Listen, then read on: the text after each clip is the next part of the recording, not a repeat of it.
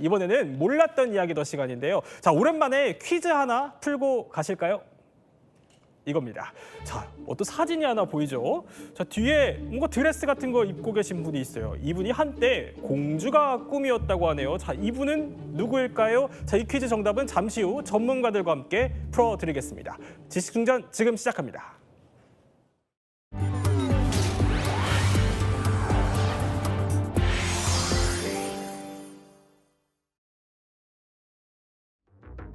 我还想强调的是，近期由于日本首相高市早苗倒行逆施，在台湾等重大问题上错误言论，引起中国民众的强烈公愤。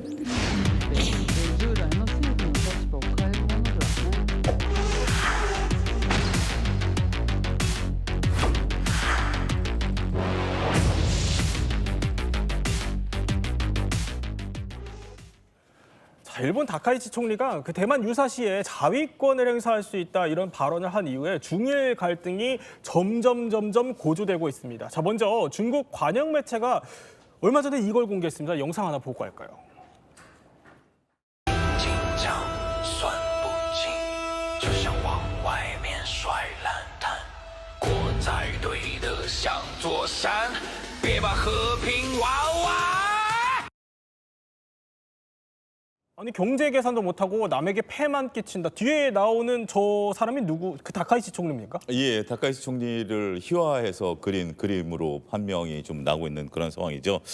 말씀하셨다시피 그 대만 문제 군사적 개입을 하겠다라는 그런 얘기가 나온 이후에 예. 중국에서 저렇게 계속해서 굉장히 좀 놀라운 것은 저 영상이 어디에 이제 나왔냐라면 중국 관영 CCTV SNS에 영상이 올라온 거예요. 그래요? 그렇기 때문에 우리가 지금 얘기하면 뭐 채널 A에서 저런 걸 만들었다. 굉장히 좀 의미가 있는 거 아니겠습니까? 그렇기 때문에 상당히 의미가 있다라고 좀 말씀드릴 수 있겠습니다. 네.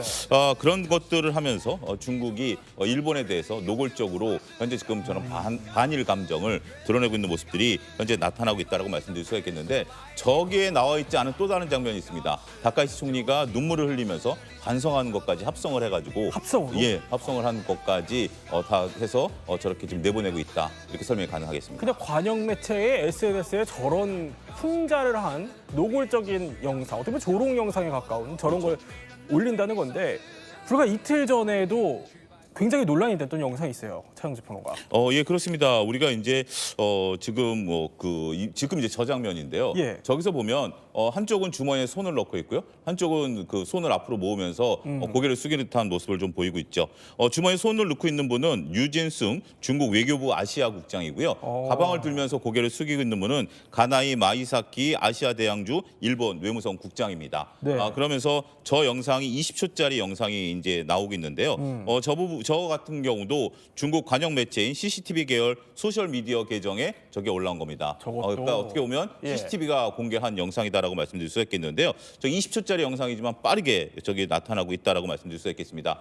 아무래도 이제 국장급 서로 이제 두 나라의 높은 분들이 만난 건데 한쪽은 주머니에 손을 넣으면서 마치 다그치는 듯한 모습들을 좀 보여주고 있다라고 좀 말씀을 좀 드릴 수가 있겠죠. 그러면서 현재 지금 일본에 대한 압박 수위를 높여가고 있는 중국의 단편적인 모습이 드러나고 있다라고 말씀드릴 수 그러니까 있겠습니다. 언뜻 보면 저렇게 오른쪽에 있는 사람이 주머니에 손을 넣고 있고 뭔가 혼내는 것 같은 듯한 언뜻 보면 그렇게 보인다는 거예요.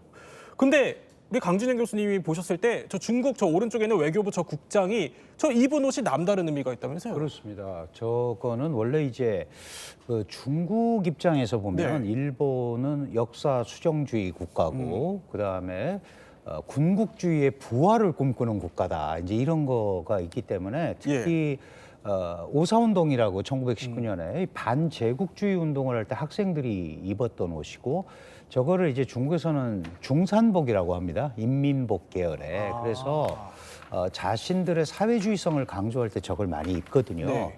특히 이전에 장저민 전 중국 국가주석도 일본 의회에서 연설을 할 때 장저민 국가주석은 양복을 잘 입는 걸로 유명했는데 굳이 또 저는 그 인민복, 중산복을 입고 의회 연설을 한 적이 있거든요. 그러니까 이제 이 부분에 있어서는 네. 우리가 중국은 일본의 역사관 이 부분에 대해서 사과하거나 이러지 않으면 받아들이지 않겠다라는 네. 그런 이제 우회적 표현. 그럼에도 불구하고 저렇게 CCTV나 이런 데를 통해서 하는 거는 훨씬 더 직접적인 메시지를 주는 그런 효과가 있을 것 같습니다. 그렇군요. 그러니까 저 의상도 반일을 상징하는 그런 그렇습니다. 의상을 입고 네. 나와서 굉장히 논란이라는 건데 이거는 그러니까 그 영상 자체가 주는 메시지도 그렇지만 복장까지 이러면은 이거 좀 외교적 결례 아니에요? 사실 그렇죠. 근데 복장은 뭐 자신들이 원래 사회주의 국가니까 우리 전통 사회주의 복장이다 그러면 되는데 사실 더 심각한 거는 주일 오사카 총영사가 자신 주재국 총리한테 목을 따겠다 이제 이런 표현을 그렇죠. 했잖아요. 예. 거기서부터 이게 굉장히 꼬인 겁니다. 사실은 그런 거는 외교 관례에서는 있을 수가 없고 좀 전에 보셨다시피 상대국의 총리에 대한 조롱 이런 것들이 너무 지나치죠. 이런 것들은 사실은 누가 보더라도 중국 내부의 민족주의를 자극하고 일본을 국제적으로 망신을 주기 위한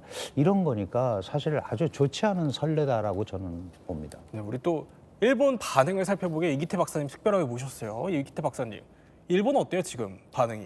일본에서도 상당히 굴욕적이라고 생각을 하고 있는 것 같습니다. 근데 사실 저 장면은 합의된 장면은 아닙니다. 네. 중국 쪽에서 일방적으로 이제 공개를 한 거고요.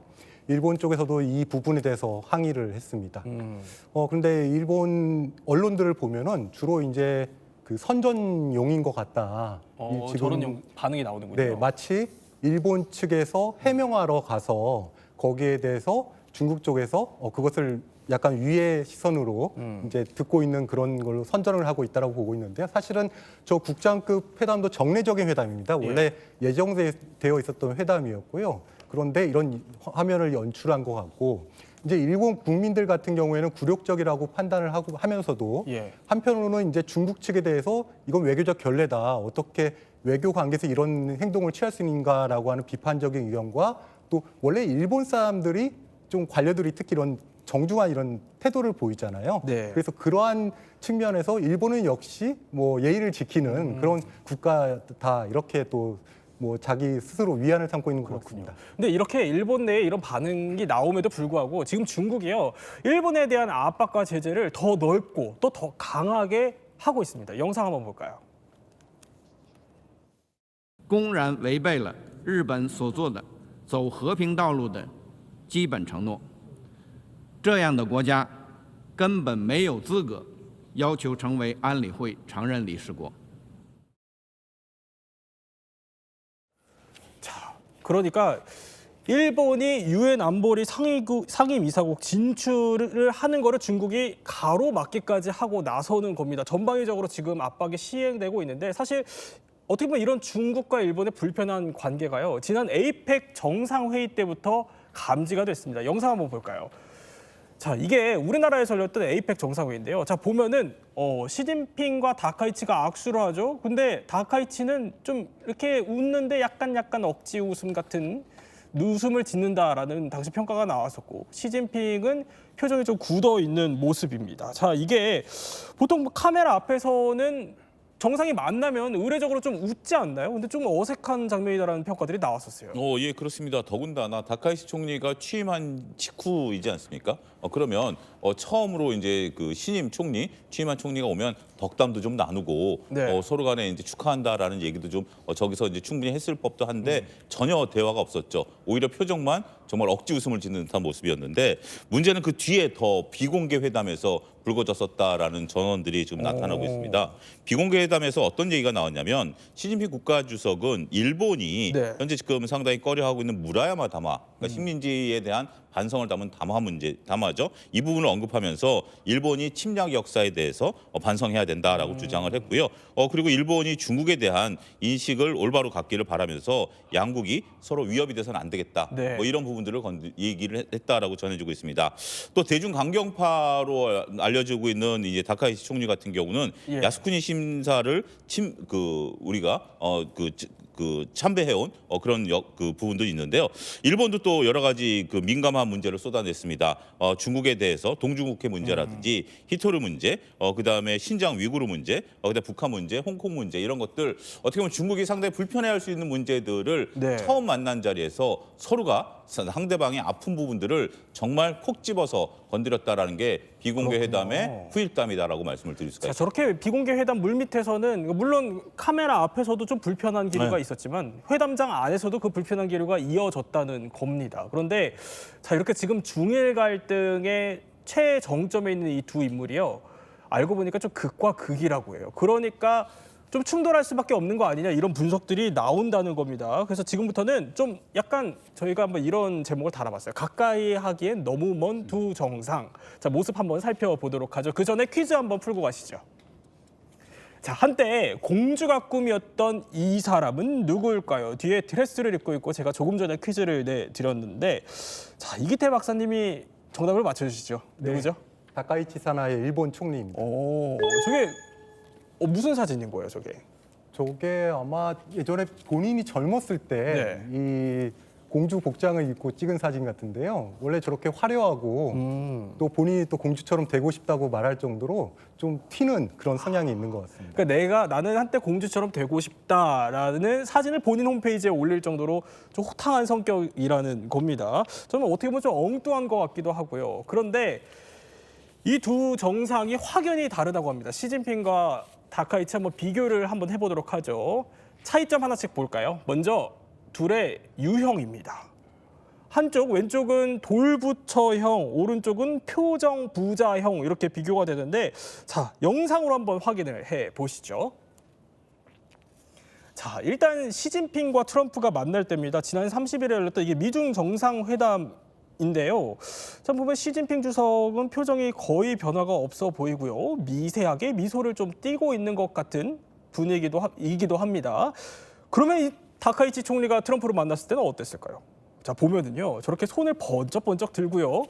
트럼프가 이렇게 뭔가 말을 할 때 굉장히 표정이 다양하죠. 저렇게 콩짝콩짝 어떻게 보면 뛰는 모습도 보이고 엄지척도 하고요. 표정 변화가 굉장히 많습니다. 벌써 딱 보기에 강준영 교수님. 시진핑과 다카이치가 완전 달라요, 스타일이. 그렇죠. 시진핑 주석 같은 경우는 굉장히 정적인 인물이죠. 그리고 원래 거대 중국을 이끄는 지도자로서 이렇게 이 뭐라 그럴까요? 좀 온중한 모습, 묵직한 모습을 보이는 게 사실 중국의 덕목처럼 돼 있습니다. 중국 지도자들의. 뭐 지금이 황제 시대는 아니지만 황제상이라는 게 있잖아요. 네. 그러면서 좀 점잖은 모습을 보여주는 거. 그리고 실제로 감정 절제를 잘하죠. 그래서 주로 듣는 걸 좋아하고 처음부터 말을 하는 게 아니고 쭉 듣다가 이제 한마디 하고 뭐 이렇게 하면서 리드해가는 그런 스타일이라고 봐야 되거든요. 그런 의미에서 다카이치 사나의 총리하고는 아주 한쪽은 동적, 그러니까요. 한쪽은 정적 이래서 특별히 비교가 되는 것 같습니다. 다카이치는 어떻게 평가하세요? 다카이치는 뭐 살아온 세상이 굉장히 자유분방하다고 본인도 얘기할 정도고 아까 그 공주 드레스를 올릴 정도. 뭐 그런 것도 그렇고 또 오토바이를 타고 여행을 좋아하고 굉장히 정적인 시진핑에 비해서는 동적이기 때문에 아무래도 그런 부분에서는 성향상의 차이가 날 수밖에 없죠. 네. 자, 그러면 개인적으로 사실 두 사람이 뭘 좋아하는지 우리 소위 말하는 취미 생활 이런 걸 한번 보면은 얼마나 또 다른지도 알 수 있다고 하는데 두 사람이 어떻게 다른지 지금 왼쪽에는 독서, 영화 감상, 등산, 오른쪽에는 오토바이, 폭주, 드럼 이게 뜨네. 이게 뭔 차이가 있는 거죠? 그 시진핑 주소는 독서, 영화 감상, 등산, 약간 사색적이고 조용한 이런 취미를 좋아한다고 보고요. 또 축구도 좋아한다고 잘 알려져 있죠. 그래서 중국의 축구 굴기를 하겠다고 했는데 아직 저희한테 계속 지고 있는 것 같고요. 예. 그러면서 말씀하신 대로 약간 차분한 그런 내면형의 리더라고 본다면 다카이치 수상은 아무래도 여성으로서 유리천장을 이제 깨부수고 수상의 자리에까지 오른 사람이고요. 또 젊은 시절에 화면에도 나옵니다만 오토바이를 즐기고 또 드럼을 또 취미로 갖고 있을 정도로 상당히 드럼을 쳐요? 네, 그래서 실제로 연습하다가 저 채를 몇 번 부러뜨린 적도 있을 정도라고 할 정도로 그래요? 아주 열정적이고 이런 아주 외향적인 그런 돌파형 공격적인 이런 성향의 지도자라고 볼 수 있을 것 같습니다. 아니 일본에서는 반응이 어때요?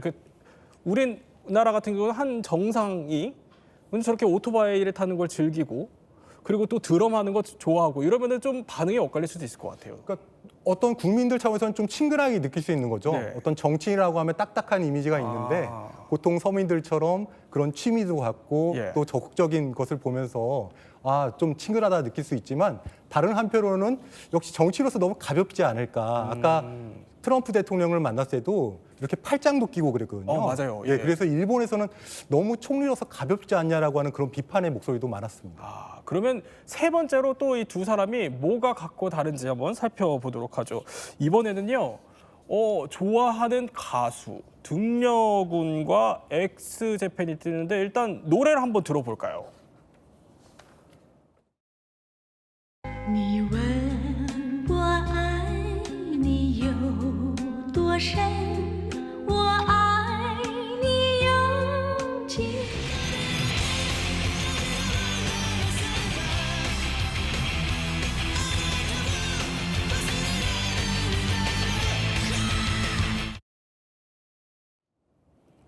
아니 그러니까 다카이치 사나이가 등려군을 좋아하는 거예요? 엑스제팬을 좋아하는 거예요? 저는 둘 다 한때 좋아했던 가수들인데요. 네. 저는 정체성이 어디인지 모르겠습니다. 어찌됐든 지금 이제 시진핑 주석이 좋아한 가수가 등려군이고 그다음에 다카이치 총리가 좋아했던 것은 엑스제팬이다. 이 결론부터 말씀드리도록 근데 하겠는데요. 너무 달라요 음악이. 네, 음악이 너무 다르죠. 이제 등려군 같은 경우는 우리가 이제 차분하고 감성적인 멜로디로서 아시아 지역에 있는 분들이 많은 분들이 좋아하죠. 저 노래를 모르시는 분들은 없을 겁니다. 국내에 계신 분들도. 그런데 젊었을 때 테이프가 늘어질 정도로 그때 이제 카세트 테이프 있을 때니까 저 노래를 들었다라고 합니다. 어떻게 보면 앞서 이제 박사님 말씀하신 것처럼 성격이 드러나는 거죠. 독서 좋아하고 여러 가지 이제 하는 부분들이기 때문에 등려군 노래를 좋아하는 상황이고요.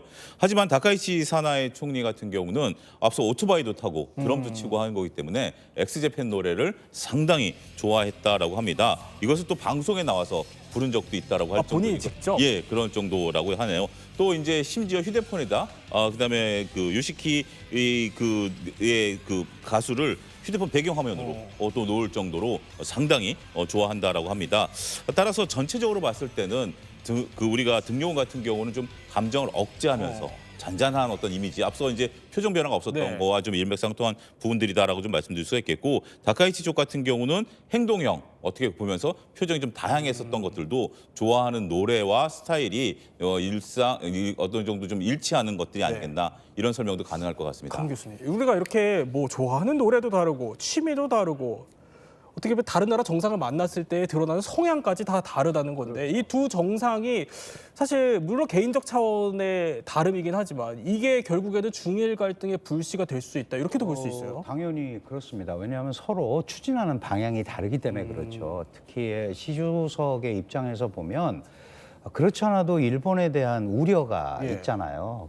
예를 들어서 극우 보수 이제 다카이치 총리가 이 총리 권좌에 앉았을 때부터 이게 작은 아베, 뭐 여자 아베 이러면서 우려를 했는데 그런 것들이 저는 공격적인 성향에서 좀 드러나지 않을까라고 생각을 하고 있는데 마침 거기에 지금 어떻게 보면 중국이 먼저 한 게 아니고 다카이치 총리가 대만 유사가 바로 일본 유사다 이렇게 먼저 하니까 중국으로서는 호재를 만난 거예요, 사실은. 우리가 먼저 한 거 아니다. 그렇죠. 근데 지금 이 얘기 우리가 좀 전에 얘기한 내용을 이렇게 보면 좀 아이러니한 게 또 있어요. 왜냐하면 등리준이라는 등려군이라는 가수는 대만에서 태어나고요. 일본에서 활동을 했습니다. 그래요? 네. 근데 덩샤오핑이 중국의 서정성을 가장 잘 표현하는 중국의 보물이다. 또 이랬거든요. 그러니까 너무 뭐 그것 때문에 뭐 이렇게 편을 가릴 수는 없지만 기본적으로 저건 성향을 나타내는 거죠. 좀 조용하고 안정적이고 서정적인 그런 것들을 하는 게 바로 등려군, 등리준이다 이렇게 이해하시면 될 거예요. 그러니까 이런 성향 차이가 결국에는 추진하는 정책과 또 공개석상에서의 발언 이런 걸로 다 이어지기 때문에 외교 갈등으로 비화될 수밖에 없다 이런 분석을 또 해주신 겁니다. 그런데 이 두 사람이요 그렇게 또 다른 것만 있는 건 아니라고 그래요. 비슷한 면도 있다고 하는데 한번 살펴볼까요? 자, 그러니까 결혼이 비슷하다는 겁니다. 이기태 박사님 어떤 점이죠? 둘 다 재혼을 한 경험이 있습니다. 시진핑 주석 같은 경우에는 한 번 결혼을 했었고요. 3살 연상 여인과 이제 결혼을 했었고요. 그러고 나서 지금 나오는 펑유한 여사하고 재혼을 했습니다. 그래요? 인민해방군 이제 가수로 활동하고 있었는데요. 근데 화면도 나오지만 상당히 인고 부부. 항상 저렇게 두 손을 꼭 잡고 공식석 행사장에 이제 나설 정도로 상당히 인고 부부 이미지를 나타내고 있고요. 반면에 다카이치 총리는 한 명과 2번 결혼을 했습니다. 그래서 같은 사람과 네, 저기 나오고 있습니다만 야마모토 타쿠라고 하는 전 중의원 의원 예. 정치인인데요. 한번 결혼을 하고 다음에 정치 성향이 서로 좀 달랐습니다. 같은 자민당 의원이었지만 성향이 다르면서 한번 이혼을 했었어요. 그런데 2021년도에 다카이치 총리가 자민당 총재 선거에서 한번 낙선을 하고 네. 그러면서 다시 그때 또 남편이 또 응원을 했습니다. 응원을 하면서 다시 재회해서 결혼을 하고 또 남편이 또 뇌경색으로 쓰러진 적이 있거든요. 네. 그래서 다카이치 총리가 이걸 또 간병을 하면서 두 사람이 이제 다시 만나서 이제 결혼한 그런 케이스라고 볼 수 있을 것 같습니다. 근데 이 다카이치 총리가 성격에 거침없잖아요. 그러다 보니까 재혼 후에 좀 사람들을 놀라게 한 행보가 있다면서요. 네, 재혼하고 나서 이제 일본에서는 요즘 논란이 되고 있는데 선택적 부부 별성 문제라는 게 있습니다. 일본은 이렇게 결혼을 하면 네. 남편 성이든 그 부인 성이든 한쪽을 따르게 돼 있습니다. 부부 동성을 하게 되어 있는데요. 근데 전반적으로는 일본 국민들의 95%가 남편 성을 따르고 있습니다. 그래서 첫 번째 결혼했을 때는 이제 야마모토 성을 가졌습니다. 그래서 야마모토 사나이가 됐었는데 그렇군요. 하지만 공식적인 활동은 여전히 다카이치 사나이가 이제 브랜드가 있으니까 계속 활동을 했습니다만 이혼하고 나서 두 번째 이제 결혼을 하니까 이제 또 성을 이제 합쳐야 되는데 이때는 두 사람이 가위바위보를 해가지고요. 아, 그래요? 그래서 다카이치 사나이가 네. 이겼다고 합니다. 그래서 다카이치 타쿠가 되고 다카이치 사나이 이렇게 동성을 지금 쓰고 있다고 또 합니다. 가위바위보를 할 줄은 몰랐네요. 자, 이렇게 성향과 어떻게 보면 외교 스타일도 참 다른 두 사람이 결국에 만나서 이 중일 관계가 완전히 다른 길로 현재 치닫고 있습니다. 그런데 이런 가운데 좀 우리가 주목해야 되는 거는 이런 중일 갈등이 우리한테 불똥이 될 수 있다는 거죠. 그러니까 우리한테 위기가 될 수도 있고 어떻게 보면 기회가 될 수도 있다는 겁니다. 한번 살펴보도록 하죠. 중일 충돌 시나리오 첫 번째, 우리에게 서해 충돌이라는 키워드가 뜨는데 이거 어떤 의미죠, 강 교수님? 그 사실은 지금 최근에 서해에서 중국이 이제 불법 인공 구조물을 설치한다든가 특히 중간선으로 서로가 인식하고 있던 동경 124도선을 예. 우리 쪽으로 좀 한 30분 정도 들어와 있어요. 그래서 이거는 이제 한중 어업협정에도 중간선을 사실 침범하는 건데 이 들어와서 이미 여기서 훈련을 하고 있는 것도 지금 나오고 있거든요. 그래요? 그러니까 이 서해를 둘러싸고 해양 경계 획정이 돼 있지 않습니다. 우리가 지금 이제 여기까지는 당신 바다, 여기까지는 우리 바다 이게 안 돼 있으니까 어업협정을 통해서 이제 잠정 협의를 하고 있는데 그런 데서 이제 문제가 생길 수가 있는 데다가 최근에 잘 아시다시피 중국의 군사력이 강해지고 있잖아요. 그러니까 네. 서해에서의 영향력이 늘어나고 있는 상황에서 혹시 이런 것들이 충돌이 군사적으로 갈 수도 있지 않느냐 이런 거를 얘기하는데 사실 중일 같이 그 여의도 그 센카쿠 열도를 둘러싸는 이런 영유권 분쟁이나 이런 게 없기 때문에 그렇게 가기는 쉽지가 않습니다. 다만 중국이 계속 강조하는 거는 우리가 정면 대응하겠다 일본한테 그러고 있잖아요. 사실 정면 대응이라는 거는 어떤 의미냐 하면 피하지 않겠다는 뜻이 훨씬 강한 겁니다. 그러니까 꼭 군사적 의미도 있지만 피하지 않고 하겠다. 군사적 준비도 돼 있다라는 게 당연히 들어있겠죠. 그래서 우리와는 그런 쪽으로는 안 갈 텐데 다만 이제 이 지역이 우리 서해를 지나서 대만 해협을 거쳐서 동중국해, 남중국해로 가는 주요 수송로거든요. 여기가 이제 문제가 생기면 우리한테 들어오는 중동 원유, 그다음에 우리가 약 98%를 바다를 통해서 운송을 하는데 한 45% 정도가 지금 제가 말씀드린 그 지역으로 가거든요. 그러니까 결국 서해부터 시작해서 이렇게 남중국해를 거쳐서 유럽 쪽으로 가기 때문에 이런 부분을 우리가 잘 관리를 해야 된다. 한 가지 강조드리고 싶은 거는 우리가 이제 어떻게 하더라도 이런 영향이 오게 돼 있는데 중국은 기본적으로 한국 뒤에도 미국이 있고 일본 뒤에도 미국이 있다라고 생각을 합니다. 그러니까 정도의 차이는 있지만 궁극적으로는 그런 그 군사력 증강을 통해서 한국을 일종의 그 안무 우회적 메시지를 주면서 더 이상 미국이나 일본에 가지 말라는 메시지를 아마 계속 발출하지 않을까 이렇게 생각이 듭니다. 그렇군요. 그러니까 조금 전에 나왔던 것처럼 일본이 또 군사력을 증강하고 있는 그런 상황에서 어쨌든 이런 군사력의 움직임을 우리가 또 예의주시해야 되는 건 틀림없는 것 같습니다. 그럼 두 번째 한번 살펴보도록 하죠. 우리에게는 경제 충돌 그런데 관광객 증가라는 키워드가 뜨네요. 이건 또 무슨 의미죠? 예, 일단은 지금 중국 입장에서 보면 일본 관광을 자제하라라는 소위 한일령에 대한 얘기가 나오고 있습니다. 이 얘기가 나오면서 3일 전에 나온 데이터를 보면 네. 지금 중국 같은 경우 우리가 해외여행을 할 때 비행기 취소할 때 수수료를 물지 않습니까? 그 수수료를 일본에서는 한시적으로 면제하겠다라고 하니까 약 50만 건의 취소가 있었다라고 합니다. 그러면서 현재 지금 중국 관광객들이 일본을 피하는 움직임들이 나타나고 있고요. 네. 이러다 보니까 중국의 여행 플랫폼인 취날에 따르면 이번 주말 15일에서 16일 사이에 중국에서 가장 인기 있는 여행지가 어디냐? 그동안 일본이었었는데 네. 한국으로 다시 등극을 했습니다. 우리나라로? 그런 예. 모습들이 나타나면서 국제선 결제도 한국이 지금 가장 1위로 나서고 있다라고 말씀드릴 수가 있겠습니다.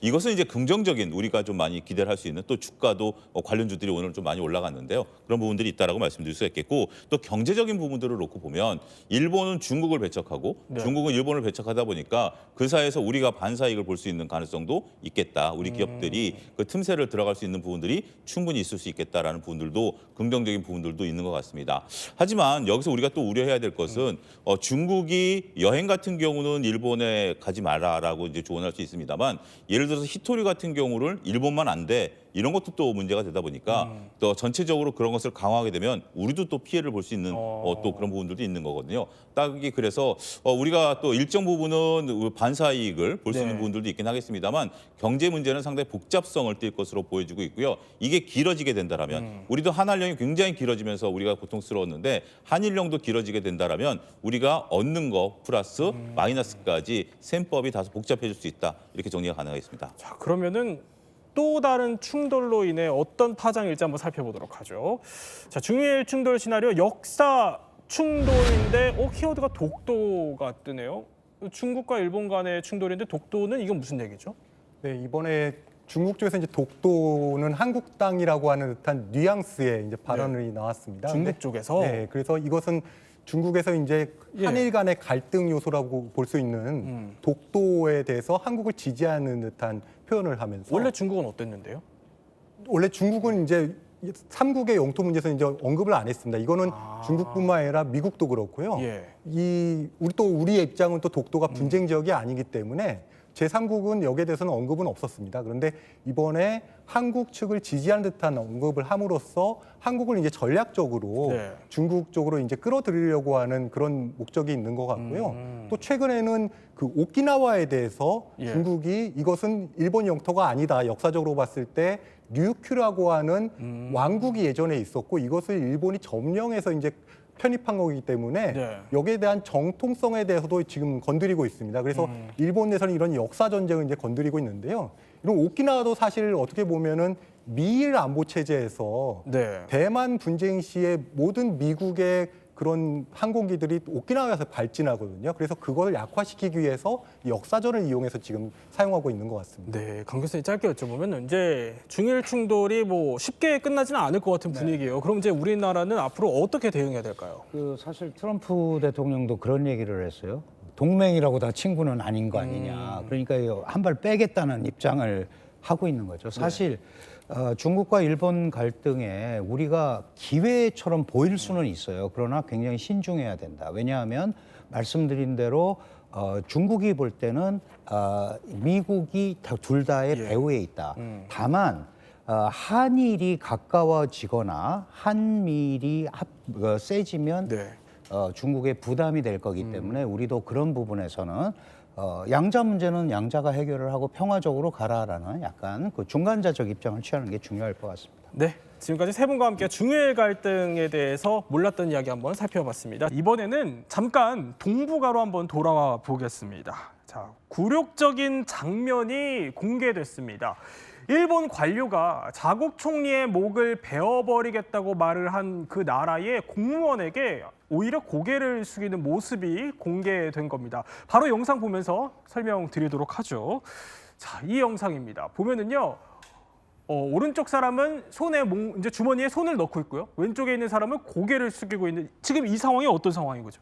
중국 측에서 지금 공개한 것으로 알려지고 있는 영상인데요. 두 사람은 중국 관료와 일본 관료입니다. 외무성 국장급으로 사실상 비슷한 업무를 담당하고 있는 중국과 일본의 담당 고위직 공무원이다 이렇게 볼 수 있는데 요즘 중국이랑 일본 관계가 심상치 않습니다. 이 냉각 관계를 좀 풀어보고자 만난 자리인데요. 만남 직후 사실 이 영상만 봐도요. 대화 잘 안 됐나 보다 이런 부분들이 충분히 예측이 가는 것 같은데 문제는요. 이 중국의 관료는 마치 본인이 좀 더 높은 지위에 있는 사람인 것처럼 주머니에 손을 넣고 고개 숙인 일본 관료가 좀 어쩔 줄을 몰라 하는 이런 표정이 그대로 영상으로 표착이 되면서 무슨 일이 있었던 거냐. 그렇군요. 또 이렇게 한쪽만 고개를 숙이는 것이 맞느냐.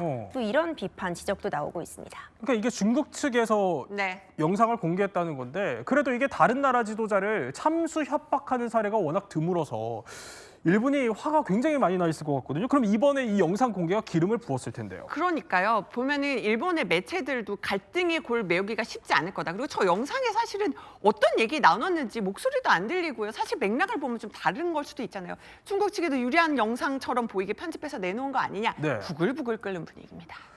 이렇게 중국이 공개한 영상만 봐서는 사실 잘 모르겠어요. 그러면 이종구 평론가, 일본은 뭐라고 해요? 일본은 일단 그 장면을 다시 보여주시면 느끼시겠지만 예. 통역에 귀를 기울이는 장면이었다. 통역이요? 예. 지금 일본의 그런 국장이 잠깐 고개를 숙이면서 그 다음 장면이 뭐냐면 통역을 바라봐요. 예. 왜냐면 통역의 말을 이렇게 듣고 나서 통역을 바라보면서 그 다음 장면이 이제 이야기를 하려고 하는 장면이거든요. 하필이면 근데 고개를 숙인 장면에서 딱 정지돼 버리니까 마치 지금 중국의 국장에게 고개를 숙이고 있고 밑으로 내려다보는 그런 장면이 연출됐다. 지지통신이 딱 그것 좀 얘기했습니다. 네. 통역 쪽에 귀 기울이는 게 숙인 것처럼 보이는 선전전이다 하고 마이니치나 요미우리도 역시 중국이 지금 연출하고 있다라고 지금 이야기를 하고 있어요. 그런데 강경 보수의 입장인 신문이 하나 있죠.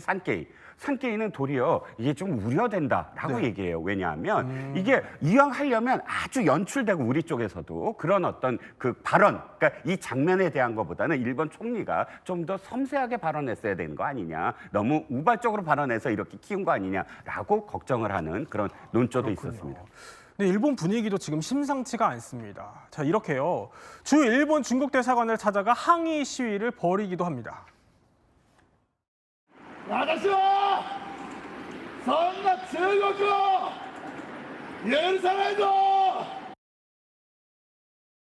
자, 그런데요. 이 중일 갈등 불똥이 우리한테 튀는 거 아니냐 이런 얘기가 나온다고 합니다. 그것도 아이돌 그룹이라는데 이게 무슨 얘기죠? 그러니까 저도 참 당황스러운 건데요. 우리 저 인기 많죠. 에스파 걸그룹 에스파에 보면은요. 예. 멤버 중에 중국인 멤버 닝닝 양이 있습니다. 그런데 이 중국인 멤버가 있으니 사실 중국에서는 일본 아이돌 그룹을 지금 출연 못하고 있는데 일본에서는 오히려 또 NHK에서 연말에 호백가전이라고 프로그램을 하고 있잖아요.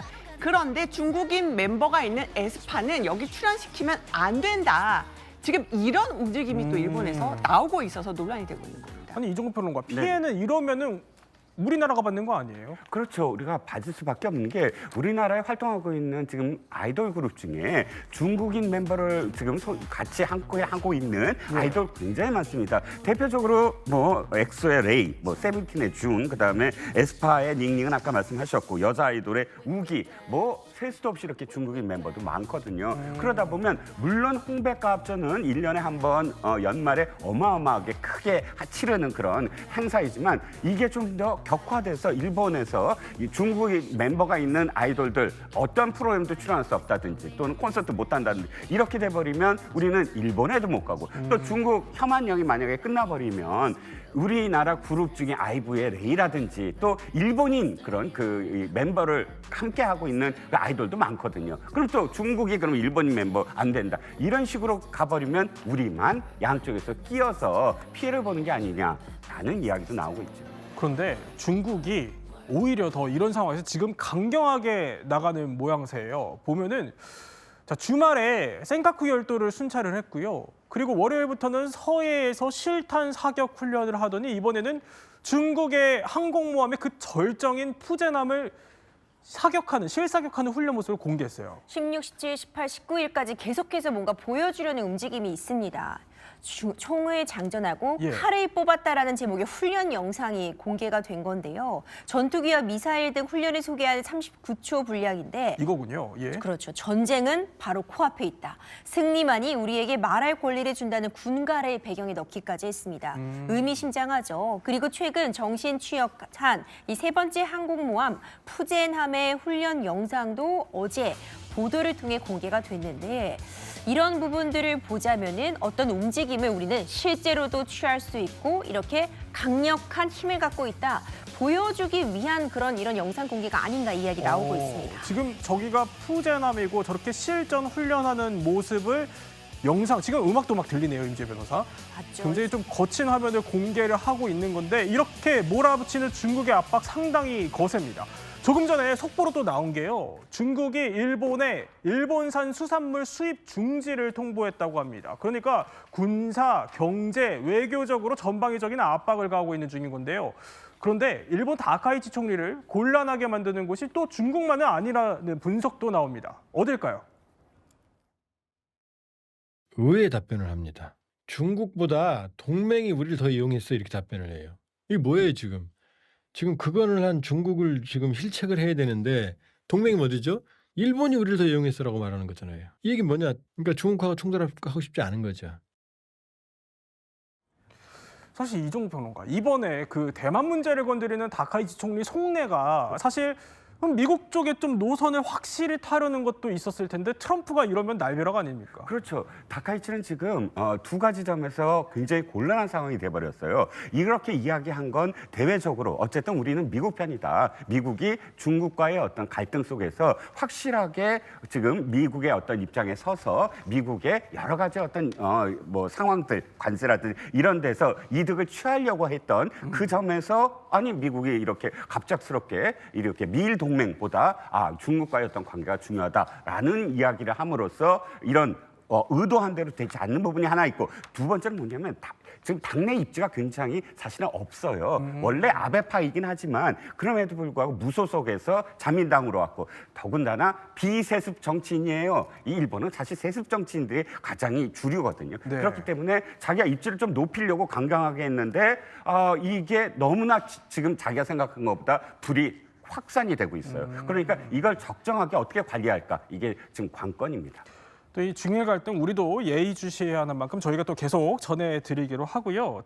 대륙의 보복이 시작됐습니다. 대만 유사시에 자위대 출동을 거론한 일본 총리의 발언의 파장이 중일 관계를 그야말로 최악으로 몰고 가고 있는 겁니다. 지금 중국이 허준 변호사 당장 그 위력 시위에 들어갔다고 합니다. 지금 이 시각에 지금 서해 일대에서 실탄 훈련을 해요?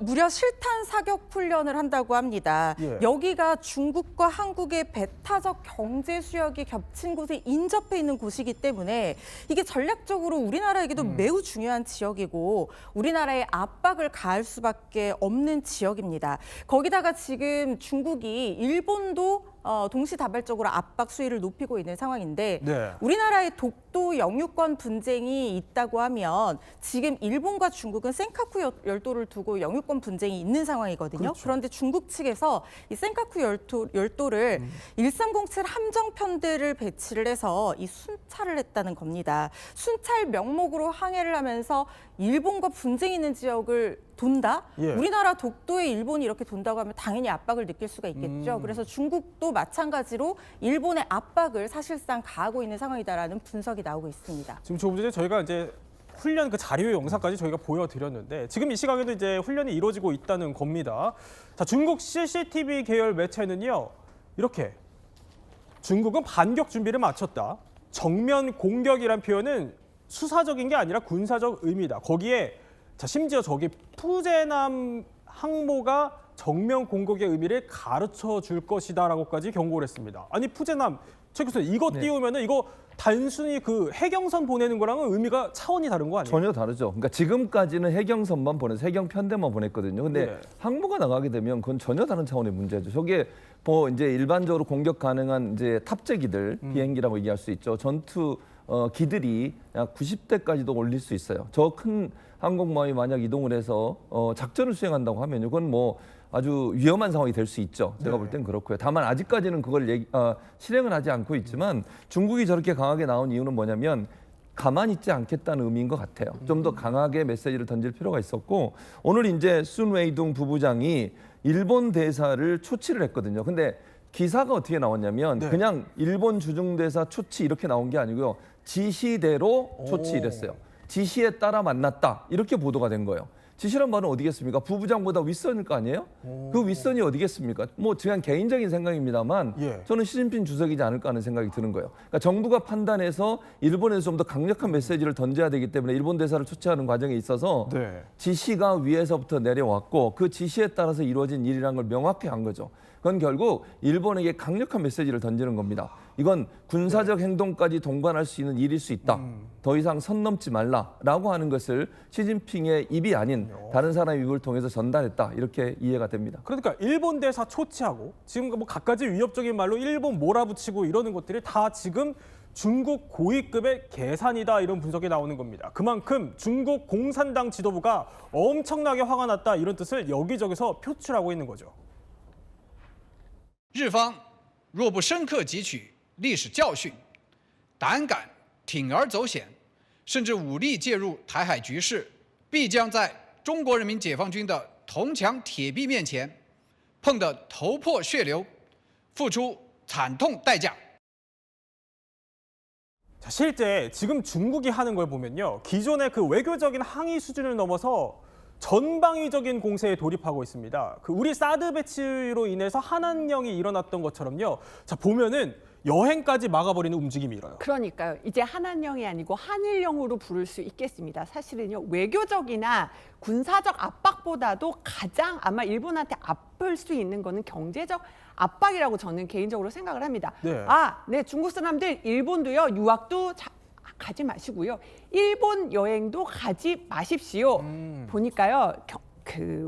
일본을 찾은 중국인들 올해 1월부터 9월까지만 지금 748만 명에 달해요. 그래서 얼마나 일본에서 돈을 많이 썼냐 보냐면은 전체 외국인 소비의 28%. 그러니까 5조 원 넘게 지금 중국인들이 일본에서 돈을 썼습니다. 근데 아예 가지 말라면서 이렇게 경제적으로도 압박을 하고 나선 겁니다. 그런데 여기서 한 가지 눈에 띄는 게 중국의 그 주요 항공사들, 그러니까 기업 차원들까지 일본 여행 가지 말라고 나서면서 환불해주겠다 이렇게까지 하더라고요. 그러니까요. 보통 우리가 이번 달에 일본 여행을 가려고 했던 분들 항공권을 취소하거나 변경하면은요 중국 3대 항공사에서 수수료도 안 물리겠다라고 나섰어요. 사실 이거는 중국 항공사들이 수요를 감수를 해야 될 정도로 강공인데 정말 이 정도 조치를 할 정도로 지금 실질적인 어떤 일본에 대한 경제적 압박을 하고 있습니다. 그러니까 기업의 손해까지 감수할 정도로 감수하면서 지금 일본에 못 가게 하고 있는 겁니다. 중일 수교 53년 만에요. 최악의 위기다 이런 말까지 나오는 상황입니다. 여기에는 아베 계승자를 자처하는 다카이치 총리의 정치색도 있지만요. 어디로 튈지 모르는 성격도 한몫했다 이런 평가가 나옵니다. 외교 무대에서 좀 고급 의상을 입었으면 좋겠다 이런 야당 의원의 지적에 이렇게 대응한 바 있었습니다. 給与として上乗せされる分をいただいたとしてもその日本最高レベルのものは絶対に買えないと誕生日とかのプレゼントじゃあよろしくお願いします。誤解あるのかなと思うんですけれどもそういうところを気をつけてもらえばいいかと。 자, 그런데 중국이 그 벌여온 위력 시위를 하나하나 지금 따져보면 이게 심상치가 않습니다. 자, 보면은요. 저렇게 센카쿠 열도 주변을 순찰하거나 아니면 그 오스미 해협 저기 부근을 통과하는 거는 일본을 겨냥한 걸로 보입니다. 그런데 최진봉 교수님. 오늘부터 3일간 하는 이 실탄 훈련은 저기 주황색. 저기 그러니까 서해 인근에서 하는 거잖아요. 맞습니다. 그게 이제 논란이 되는 건데 왜 저기서 하는지 도저히 납득이 안 돼요. 아니 센카쿠 열도에 가서 하든지 왜 우리나라 옆에 가서 서해 지역을 하고 있습니까? 우리하고 지금 중국과의 배타적 경제수역 인근에서 사격훈련을 하는 거예요. 저는 대단히 이건 잘못된 행동이라고 생각해요. 중국이 저런 행동하면 안 된다고 보고요. 다만 중국 입장에서 그럼 왜 저럴까? 제가 볼 때는 이제 한미일 공조라고 하는 부분 있잖아요. 대만 문제 관련해서는 우리도 이번에 그 팩트시트에서 그런 얘기를 했어요. 그러니까 어떤 현상 변경에 대해서는 동의할 수 없다는 걸 명확하게 했지 않습니까? 대만이나 이런 부분에 대해서 침략을 하거나 아니면 어떤 형태는 군사적 도발을 했을 경우에 우리도 함께 대응할 수 있다는 여지를 남겨놨거든요. 그런 부분을 경계한다고 저는 봅니다. 그러니까 중국 입장에서는 서해에서 사기 훈련을 하는 것은 우리에게도 경고하는 메시지를 주는 거예요. 근데 저는 대단히 잘못된 행동이라고 생각해요. 우리가 무슨 전쟁을 하려는 것도 아니고 중국과 갈등이 있는 것도 아니잖아요. 그럼 센카쿠 열도에서 하면 거기 가서 사격 훈련을 하지 왜 서해 와서 저런 행동을 하는 겁니까 대체?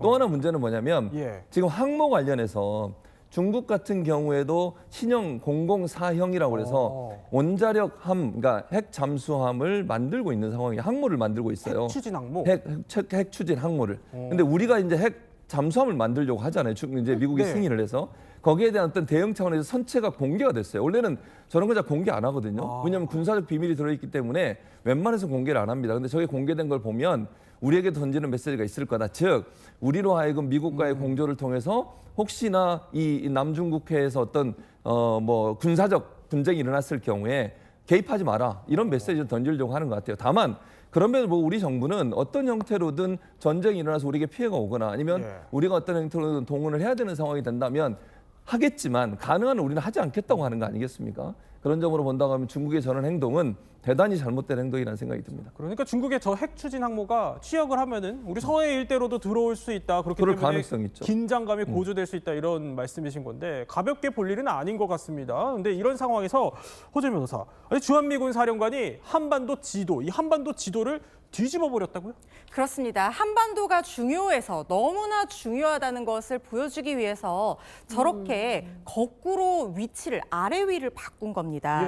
브런슨 사령관이 저렇게 하면서 한반도의 지리적인 중요성, 군사적인 전략 요충지임을 설명한 건데요. 그러니까 저렇게 삼각형으로 일본과 한국과 필리핀을 넣으면 삼각형이 형성이 돼서 중국에 대응할 수 있는 강력한 네트워크가 구축이 된다는 거예요. 그렇기 때문에 이게 한국, 일본, 필리핀이 서로 떨어져서 뭐 하는 관계가 아니라 하나의 연결된 네트워크로서 동맹의 힘을 최대한으로 활용해야 된다는 거거든요. 지리적 장점, 상호 보완적 능력을 이용해서 우리가 중심으로서 그 위치를 제공하고 교두보가 돼야 된다. 그래서 일본의 어떤 기술력 지원을 받고 또 필리핀의 어떤 남쪽 관문을 여는 해양로로서의 기능을 또 받아서 셋이서 같이 어떤 군사적인 전략적인 요충지로 기능해야 된다라는 것을 설명하기 위해서 저렇게 지도를 거꾸로 보여준 겁니다. 그러니까 이렇게 거꾸로 보면은 그러니까 미국 입장에서는 중국과 러시아가 그 밑에, 우리나라 밑에 지금 위치해 있고 우리나라가 상당히 중국 견제에 중요한 역할을 하는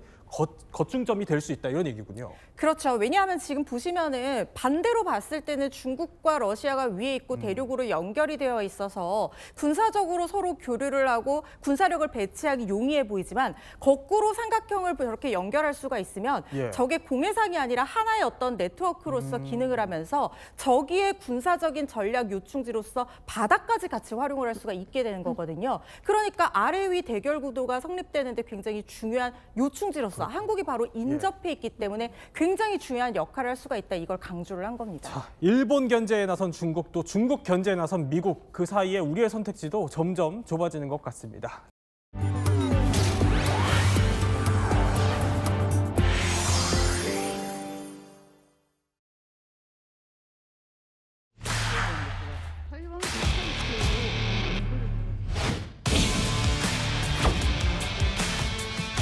立即停止干涉中国内政、挑衅越线的错误言行，不要在台湾问题上玩火，玩火者必自焚。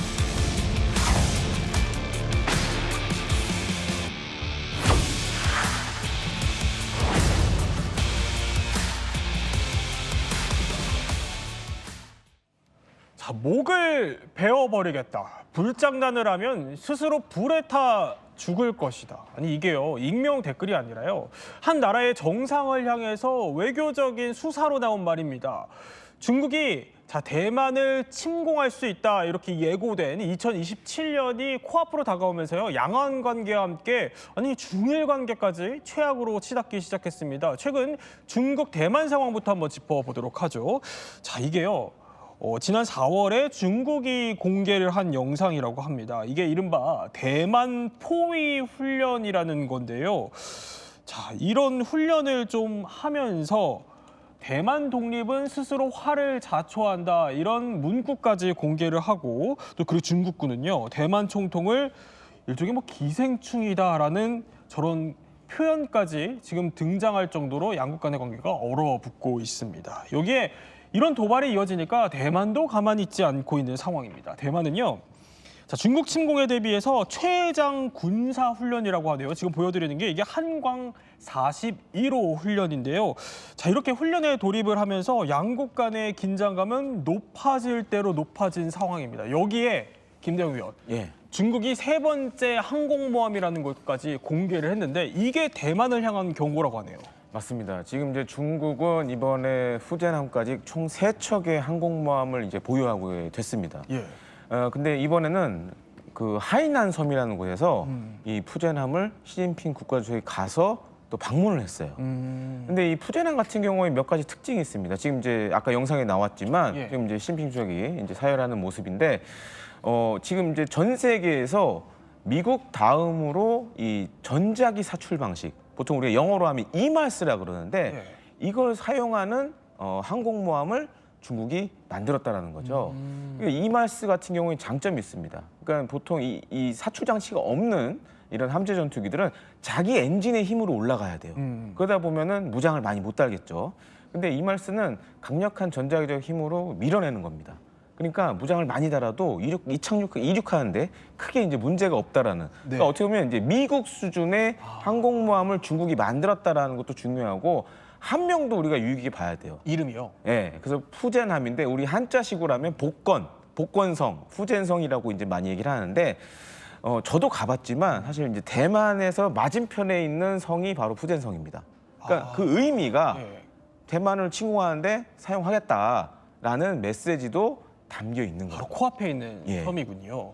자, 이렇게 중국과 대만 갈등 저희가 쭉 짚어드렸는데 이게 물론 과거부터 계속 이제 역사적으로 이어왔던 거지만 최 교수님, 최근 들어서 좀 이렇게 심화된 데는 그 이유가 있을 것 같아요.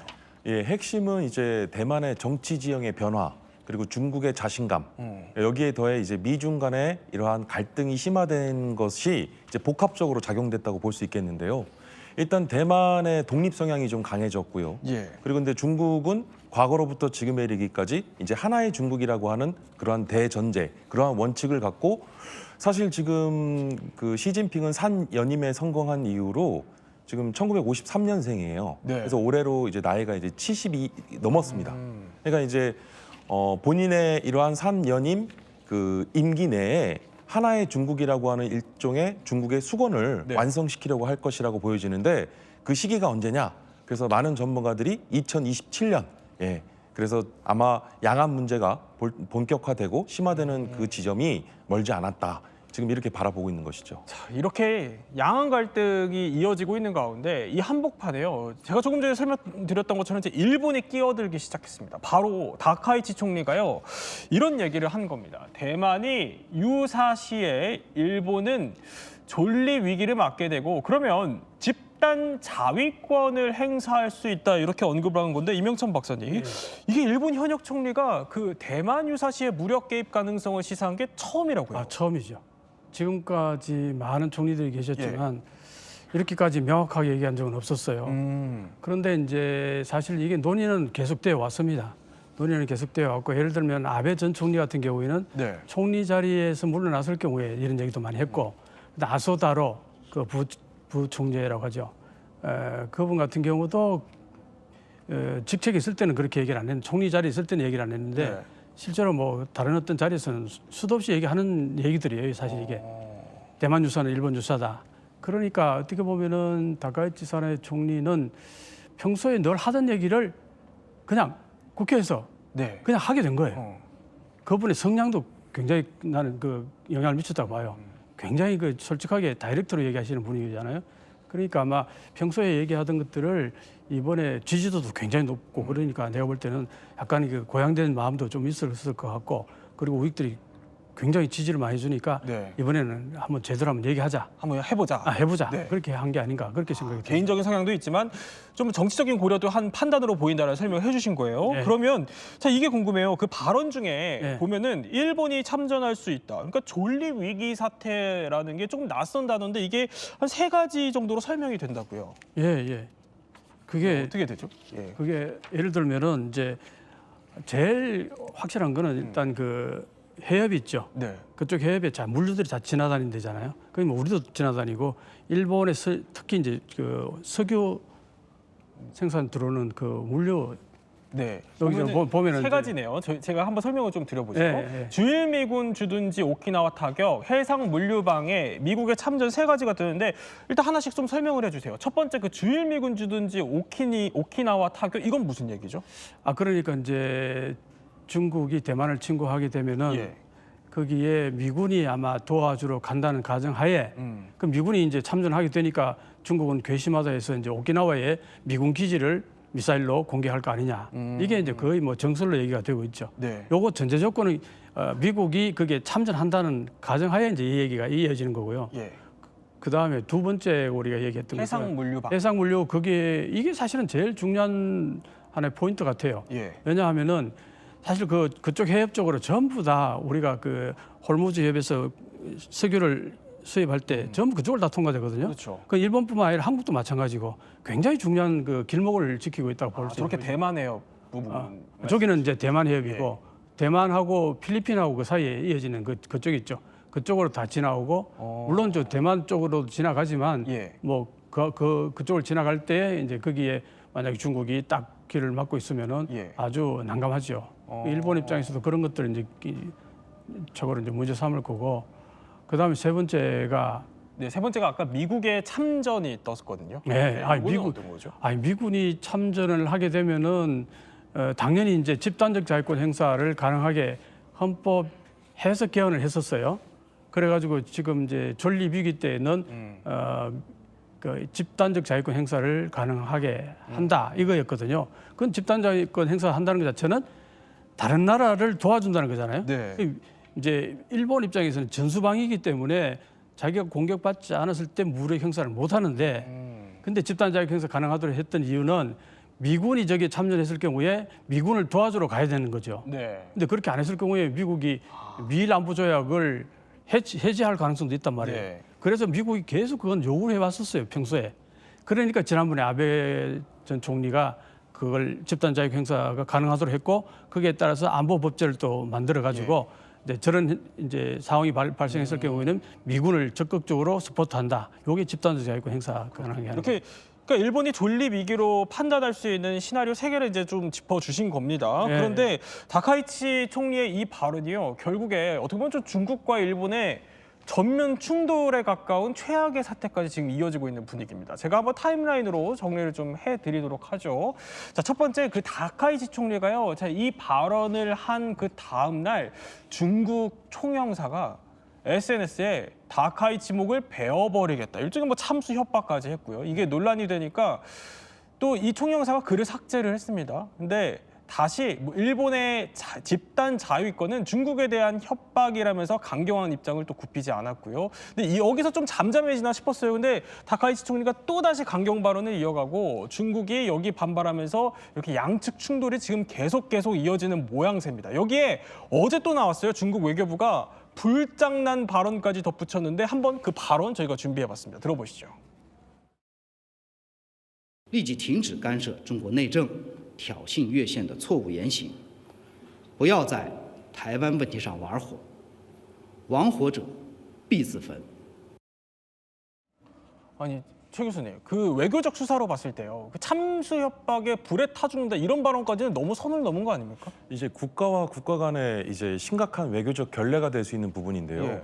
이제 우리가 레토릭이라고 하는 어떤 뭐 정치적 수사로서 뭐 발언을 할 수는 있는데, 근데 이제 한국의 이제 한 나라의 외교관이 그 나라의 수반을 공격하거나 또는 암살하겠다라고 하는 그러한 표현을 하는 것은 이것은 사실 심대한 이제 결례가 될 수 있죠. 그래서 사실 이러한 부분에 대해서 지금 중국과 일본은 1972년에 이제 수교 이후로 지금 그 어느 때보다도 지금 굉장히 좀 심각한 지금 양국 간의 좀 갈등이 초래되고 있는 상황이라 볼 수 있겠습니다. 근데 여기에 이번에 또 정점을 찍은 일이 있었어요. 조금 전에 전해진 소식이에요. 뭐냐면 중국 정부가 그 주중 일본 대사를 초치했다라는 소식이 전해졌는데 이게 아니 모두가 잠든 새벽 2시에 이루어진 일이더라고요. 이것도 굉장히 심각한 일일 것 같아요. 예, 정확하게 뭐 알려진 바로는 새벽 2시 56분이라고 알려지고 있는데요. 모두가 잠들어 있을 시간인데 외교관을 초치한다는 것이 이제 외교관을 불러들여서 항의를 한다는 뜻입니다. 그래서 일반적으로 우리가 또 초치를 소환이라고도 얘기를 하는데 그만큼 이제 심대한 사안이라고 지금 받아들이고 중국 정부가 이에 대해서 소환 초치를 하게 된 것이죠. 이 박사님. 이렇게 심야의 초치 이루어진 겁니다. 뭐 전격적으로 어떻게 보면 두 나라가 충돌을 하고 있는 건데 지금 일본 분위기는 어때요? 이게요. 이렇게 이제 새벽에 초치하고 이런 게 경우가 지난번에 한번 있었어요. 그래요? 예를 들면은 생각구 제도를 국유화했을 때 그때 중국에서 또 난리가 났었죠. 그때도 새벽 4시에 초치했나 그랬습니다. 그러니까 그거는 이제 의도적으로 그렇게 이제 새벽 시간에 초치를 하는 거죠. 그런데 지금 일본에서는 중국의 이런 여러 가지 이런 행동들에 대해서 사실은 발칵 뒤집혔다고 해도 과언이 아닙니다. 뭐 유튜버들은 난리가 났죠. 전부 다 난리가 났습니다. 감히 어떻게 이렇게까지 할 수 있느냐. 이제 그렇긴 한데 중국 입장에서는 또 어떠냐 하면은 집단적 결권 행사하겠다는 거는 결국엔 대만에 무슨 일이 발생했을 경우에 그게 참전하겠다. 딱 그 노골적으로 그 얘기거든요. 그 중국 입장에서는 이게 내전에 너희들이 왜 개입하느냐 이거거든요. 그러니까 목을 자르겠다는 위협을 했다고 얘기하지만 너희들이 사실은 먼저 위협한 거 아니냐. 군사력 가지고 우리를 포탄도 날리고 뭐 총도 쏘고 우리한테 그렇게 하겠다고 얘기한 거 아니냐. 이제 이러니까 정말 이게 완전히 막 에스컬레이트 되고 있는 거죠. 그리고 일본에서는 또 한편 다카이치 사내 총리에 대한 지지도가 엄청나게 올라갔잖아요. 그게 뭘 말하냐니까 중국에 대해서 할 말은 다 하는 총리가 와 멋있다. 그걸 또 그렇게 평가를 그런 심리들이 있는 거예요. 지금 일본이 최근에 여러 가지로 경제가 좀 많이 안 좋으면서 중국에 대해서 약간의 좀 뭐랄까 그 할 소리 다 못하고 뭔가 좀 처지는 듯한 느낌 같은 게 있어가지고 거기에 대한 울적함 같은 게 있었다고요. 일반인들이. 근데 다카이치 총리가 아주 다이렉트로 막 강하게 어필하고 그러니까 인기가 막 올라가는 거죠. 아니 근데 사실 얼마 전에 트럼프가 일본을 찾았을 때 그 다카이치 총리가 옆에서 굉장히 폴짝폴짝 뛰면서 지금 저도 저렇게 이렇게 손 막 흔들고 또 이제 엄지척 막 하면서 굉장히 이제 분위기가 고조되는 저렇게 손으로 감싸기도 하고요. 근데 저런 장면들이 굉장히 화제였는데 저런 것도 다 계산된 행동이다 이렇게 볼 수 있는 거예요. 무조건 미국한테는 잘 보였으면 좋겠다는 그 마인드가 뭐 그대로 이제 드러났다고 봐야겠죠. 근데 사실은 저런 행동에 대해서 일본 내에서도 약간 비판적 시각으로 보는 시각은 있어요.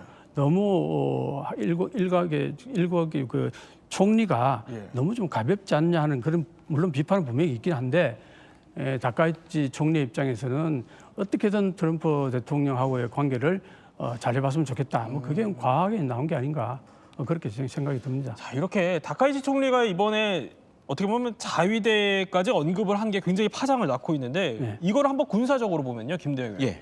그만큼 일단 일본으로서는 힘이 있다 또 이런 얘기로 들리기도 해요. 그러면은 대만의 유사 상황이 이제 벌어졌을 때 자위권을 행사할 수 있는 일본의 그 병력과 무기 규모로 따져보면 어떻습니까? 사실 이제 병력 면에서 봤을 때는 중국의 상대가 되진 않죠. 근데 그래서 보통 이제 일본은 군이라는 표현을 안 씁니다. 자위대라는 표현을 씁니다. 그래서 육상자위대, 해상자위대, 이 밖에 항공자위대 이렇게 육해공군을 이렇게 보통 부르는데 다 하면은 한 24만여 명 돼요. 근데 이제 아시다시피 뭐 대만과 중국 간의 양안 위기도 계속 커지고 미중 갈등 커지고 하면서 최근에 자위대가 하는 것이 뭐냐면 이 대만 인근 특히 이제 우리가 앞에 언급됐던 오키나와 주변에 그쪽의 전력들을 많이 보강을 하고 있습니다. 그래서 저도 이제 실제로 이제 오키나와 갔을 때 나하 공항 이제 우리 보통 여행을 그쪽으로 많이 가시는데 나하 공항이 지난 몇 년 사이에 많이 보강이 됐어요. 그러니까 예를 들어서 이제 전투기를 경납하는 경납실이나 이런 것들도 강화 콘크리트로 해가지고 보완을 많이 하고 있고 또한 여기에 이제 뭐 각종 미야코 해협으로 들어올 수 있는 저 중국의 해군 전력들을 차단할 수 있는 뭐 지대함 미사일이라든가 이런 기지들도 계속 지금 늘리고 있습니다.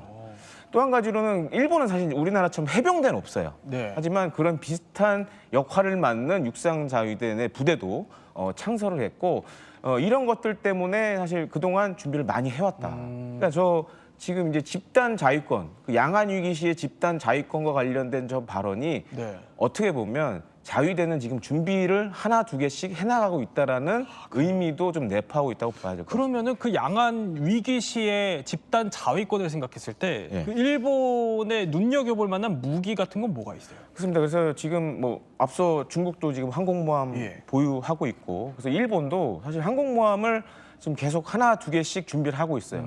원래는 항공모함으로 쓰려고 했던 게 아니었는데 개조를 해서 F-35B, 그러니까 수직 이착륙이 가능한 이 스텔스 전투기도 지금 계속 도입을 하고 있고, 또 한 가지로는 지금 이제 화면 나오고 있지만 이지스 구축함도 계속 숫자를 늘리고 있습니다. 이게 일본 거군요. 예, 근데 애초에 일본이 이지스 구축함을 도입한 목적은 북한의 탄도미사일에 대응한다는 개념이었는데 지금은 사실상 이제 중국에 대응한다라는 그런 목적도 갖고 있고, 또 한 가지로는 그동안에 이 이지스 구축함이 있어도 토마호크 미사일 탑재를 안 했었어요. 네. 그리고 일본은 이제 평화헌법이라는 문제 때문에 공격용 무기를 보유하는데 여러 가지 장애물이 있었습니다. 그런데 지금은 토마호크도 도입을 해서 이제 테스트를 해서 이제 전력화를 하려는 그런 계획들도 갖고 있어서 중국이 군사력이 증강하는 만큼 일본 자위대도 여러 가지 지금 준비들을 하고 있다라고 이렇게 좀 생각을 하셔야 될 것 같습니다.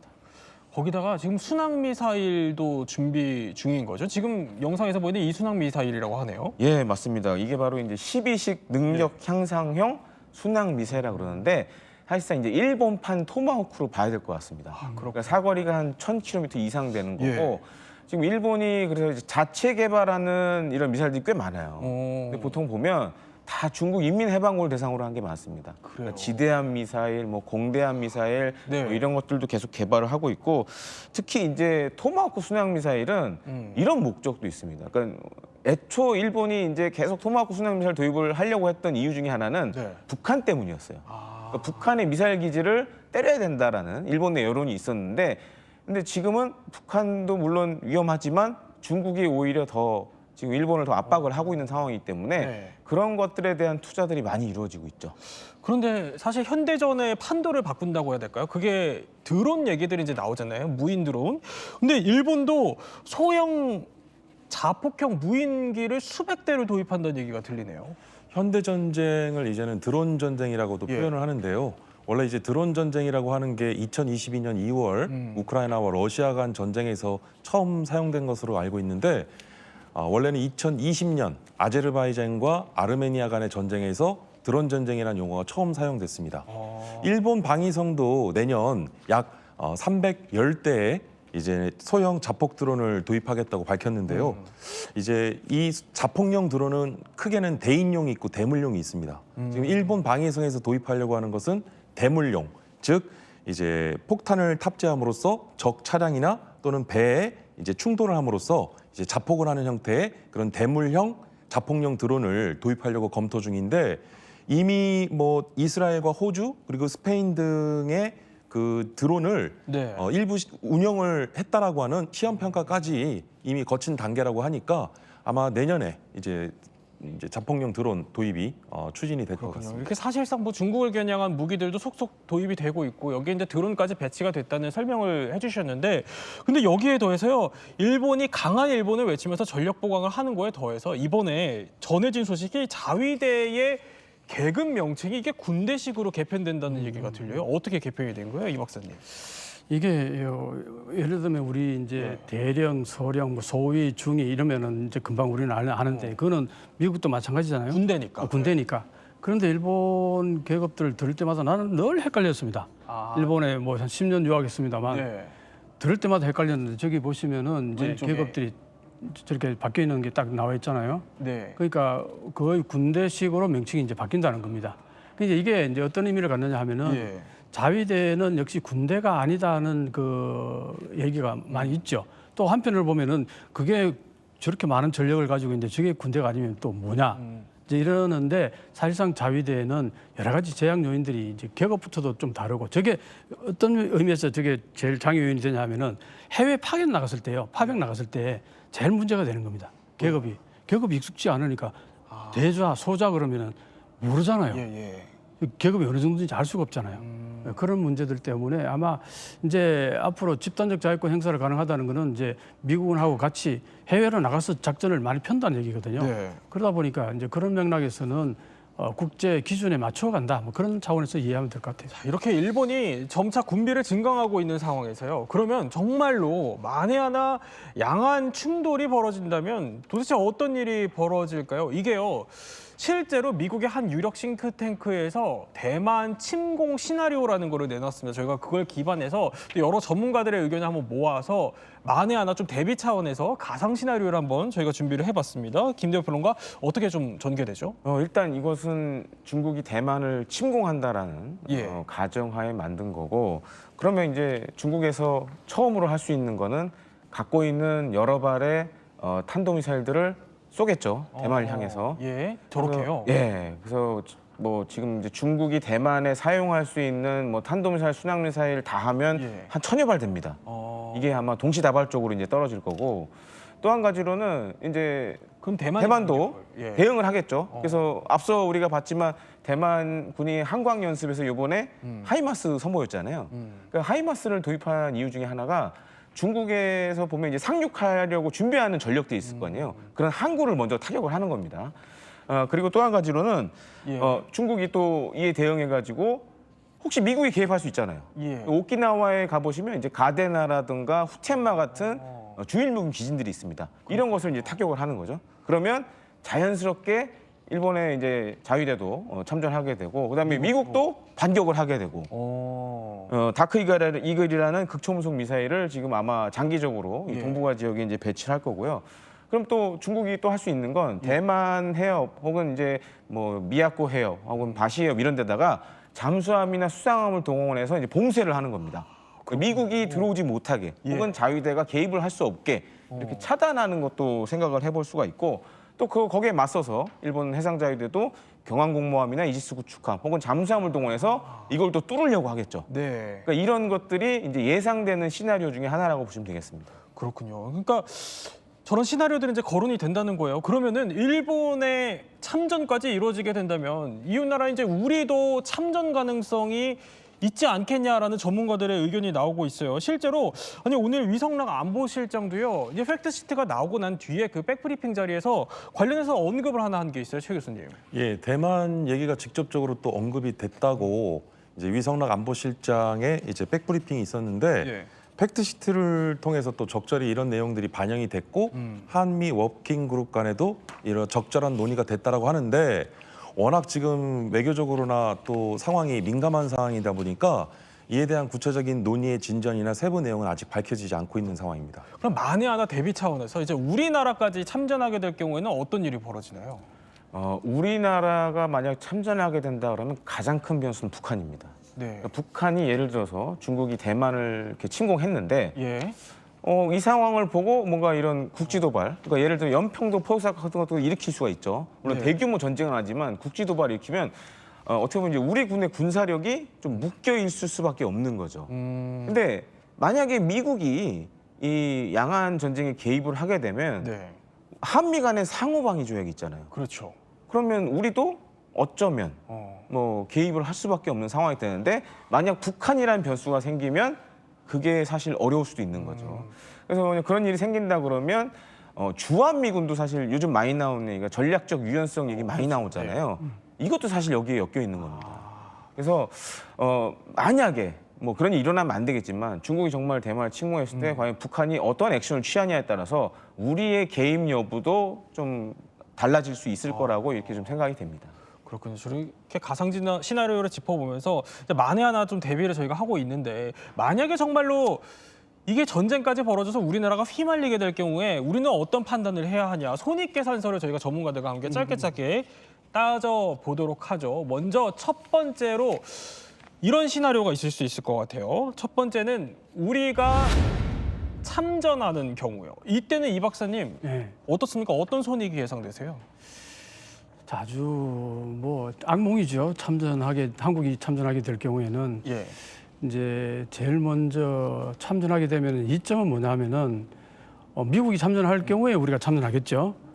그러면 결국 이제 한미 동맹을 굳건하게 한다. 그거는 확실할 거고 절대 만약에 빠진다면은 한미 동맹이 삐걱거릴 수 있잖아요. 그런 측면에서 한미 동맹을 굳건하게 한다. 이게 뭐 가장 클 것 같고 거기에 따라서 이제 그게 단단해지면 당연히 한미 간의 경제 협력도 당연히 좋아질 거고 이제 그런 거 있겠죠. 실은요? 실은 중국하고 적대 관계가 된다는 거잖아요.